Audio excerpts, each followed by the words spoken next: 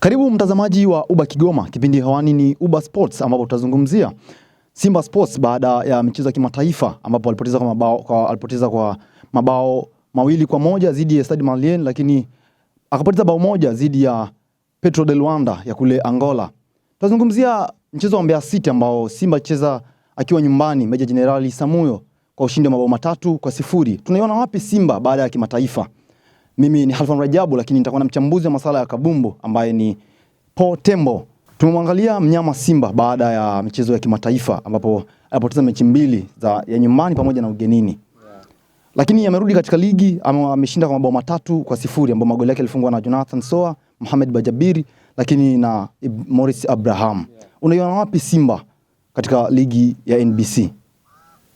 Uhalisia ni kwamba Simba Sport Club baada ya kucheza michezo yake ya klabu bingwa barani Afrika, unaanza kuangalia Simba ambayo ilianza mechi ya kwanza uwanja wa Benjamin Mkapa dhidi ya Petro Athletic de Rwanda vijana kutoka Angola, mchezo ambao Simba alipoteza kwa ushindi wa bao moja ambao goli walifungwa na mchezaji kutoka Petro Athletic de Rwanda. Sasa unaiona Simba ambayo kwenye mchezo ilitengeneza nafasi nyingi sana ndani ya uwanja, lakini nafasi hizo hawakuweza kuzitengeneza kwa mabao. Simba ya mechi zidi ya Stade de Malien huko Mali napo alitengeneza nafasi nyingi sana ambazo alitakiwa zitengeneze ziwe magoli, lakini bado pia ilikuwa ni changamoto kwenye kucreate nafasi ambazo alikuwa anazipata. Mfano ile equipe Sawala alipata nafasi nyingi sana lakini hakuzitumia kwa uzuri, lakini bado pia kuna wachezaji wengi ambao walipata nafasi ya kwenda kutengeneza ambacho kile wana Simba wengi walikuwa nakitegemea, lakini Simba walipoteza nafasi nyingi na hatimaye Stade de Malien akaondoka na ushindi kwenye uwanja wake wa nyumbani wa bao 2-1. Unafikiri kitu gani hasa ambacho kilimfelisha mnyama kwenye mechi hizo mbili? Labda tuseme ni mfumo wa kocha kuingia na force namba 9, aidha ni wachezaji wenyewe tu ambao kumfelisha kocha? Unajua moja kwa moja kwanza unaweza kuzungumzia maandalizi ya mchezo husika kwenye kambi ya Simba Sport Club. Kila timu inapoenda kwenye mchezo husika huwa inajiandaa kwa ajili ya ushindi.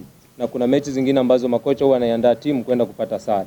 Kwenye mchezo dhidi ya Petro de Rwanda, Simba alijiandaa kabisa moja kwa moja anaenda kutafuta ushindi, ambapo Simba alicheza mpira na kuna vitu ambavyo alivionyesha ndani ya uwanja, lakini wachezaji wenyewe husika walitengeneza nafasi nyingi ambazo walishindwa kuzitengeneza kwa mabao. Sasa hiyo inarudi kwenye changamoto ya mchezaji mmoja ndani ya uwanja, kwamba mchezaji katengeneza nafasi kashindwa kuitumia, au mchezaji katengenezewa nafasi na mchezaji mwenzake kashindwa kuitumia. Maana hayo ni makosa ya kiuchezaji, ambapo kwenye mazoezi walishaandaa program ya kutengeneza timu icheze mpira na kwenda kufocus kwenye kushambulia, lakini sasa timu inaenda kushindwa kutengeneza yale magoli kuwa magoli, sasa zile nafasi kuwa magoli. Kwa hiyo hayo ni makosa ya mchezaji mmoja ambayo kwenye uwanja huenda muda mwingine huwa yanatokea. Unafikiri nani alaumiwe kwenye mechi hizo mbili ambapo tumeshuhudia kuondolewa kwa kocha Dimitar Pantev? Ni wachezaji wenyewe walimfelisha kocha au ni kocha alifeli katika kuwafundisha wachezaji wenyewe? Hapo unapozungumzia kuondolewa kwa Dimitar Pantev kwenye kocha ya Simba, basi unazungumzia moja kwa moja uongozi wa Simba na Dimitar Pantev. Kuna nini ambao uongozi wa Simba ulikiona kwa Dimitar Pantev? Je, ni makubaliano gani waliingia na Dimitar Pantev kipindi anaingia Simba Sport Club? Mimi naamini moja kwa moja makubaliano ambayo Dimitar Pantev aliingia na Simba Sport Club alipokuwa anaingia Simba. Mimi naamini Simba inaanza ligi kuu NBC Premier League, inaingia klabu bingwa barani Afrika, ilikuwa tayari na malengo. Simba Sport Club malengo yao kwenye klabu bingwa barani Afrika ilikuwa ni kufika nusu finali, ambao hawajawahi kufika hata mara moja kwenye CAF Champions League. Lakini kunako NBC wamepoteza mataji takriban 4, kwa hiyo wanatamani kurudi kwenye NBC wachukue huo ubingwa. Sasa wanamchukua Dimitar Pantev kutoka kwenye Coast ya Gaborone United. Naamini mipango yao mikubwa walimchukua Dimitar Pantev ili aivukishe Simba hatua makundi, lakini bado pia alikuwa na jukumu zito la kuivukisha Simba kwenye hatua robo finali ili ifikie malengo ambayo inayo. Lakini pia kwenye NBC Premier League, mwendelezo ambao kila mshabiki wa Simba alikuwa anatamani ni kuona Simba ambayo inashinda kwenye kila mchezo wa NBC Premier League. Kwa hiyo uongozi wa Simba kumuondoa Dimitar Pantev, huenda kuna kitu amekiona kwamba Dimitar Pantev huenda asifikie yale malengo ambayo wamewekeana na Simba Sport Club.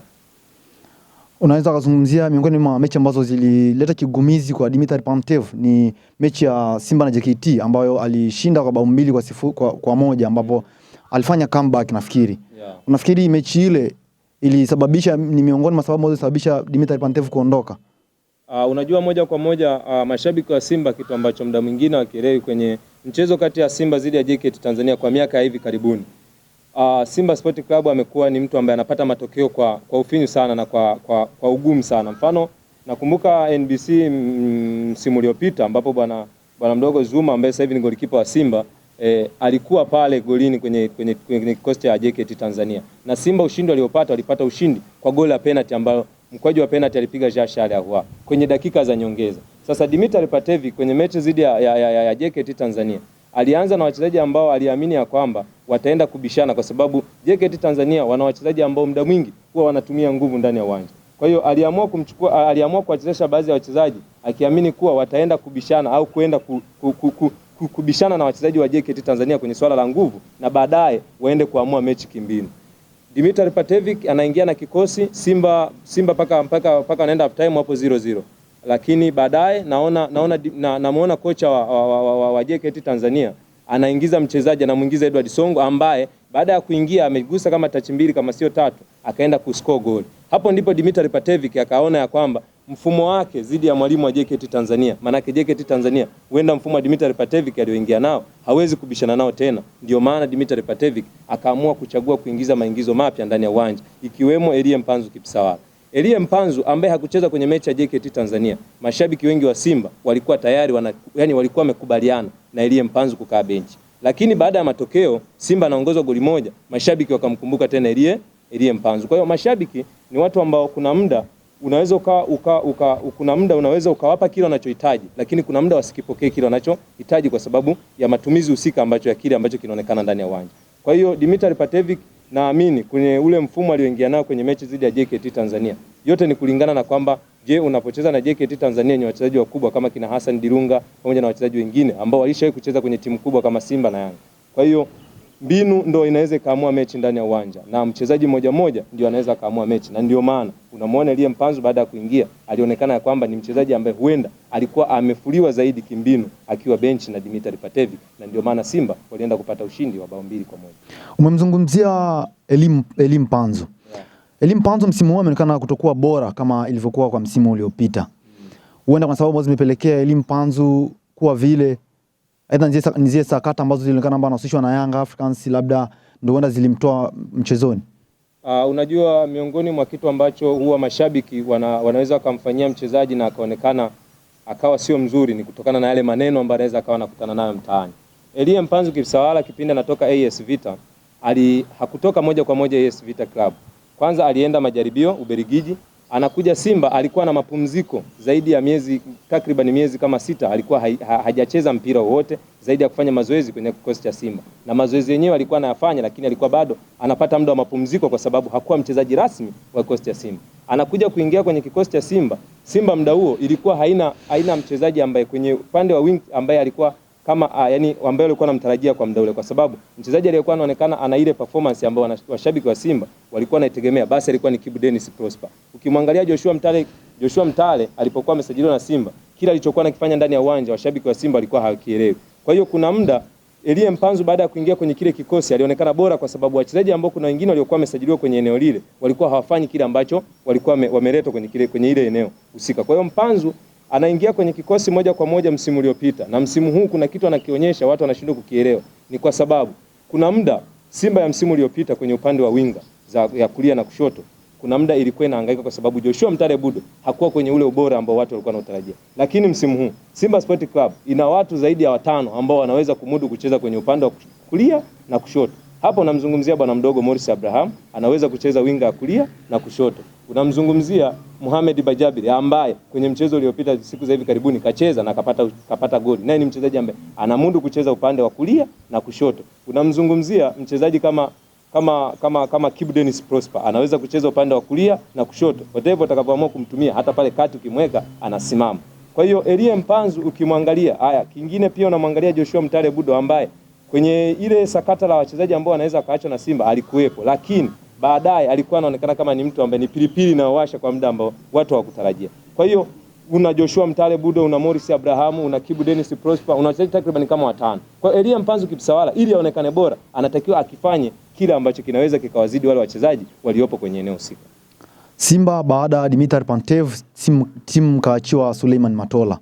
Katoka Petro Atletico, akatoka kwenye mechi za klabu bingwa, mechi mbili ambazo mpoteza, karudi hapa akapewa timu, kaiongoza kwenye ligi kuu. Ushindi wa mabao 3, unamwona wapi Suleiman Matola? Kwanza Matola mpaka sasa hivi naamini kaachiwa timu mara 2.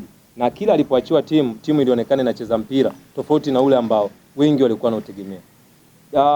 Fadlu Davies kipindi anaondoka aliacha Simba baada ya kwenda kucheza mchezo dhidi ya Gaborone United na kupata ushindi wa 1 ugenini Botswana. Alikuja akaondoka, anaingia akaachiwa Matola kwenye mchezo dhidi ya Fountain Gate.